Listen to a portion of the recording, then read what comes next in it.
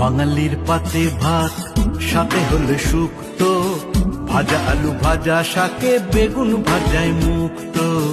বাঙালির পাতে ভাত, সাথে হলে শুক্তো, ভাজা আলু ভাজা শাকে বেগুন ভাজায় মুক্ত। মাংসেতে তার অ্যালার্জি নেই, মাংসেতে তার অ্যালার্জি নেই, কালিয়া মাছের ভক্ত। ছেঁচড়া হলে আর কিছু নয়, একটা লাভাত যুক্ত।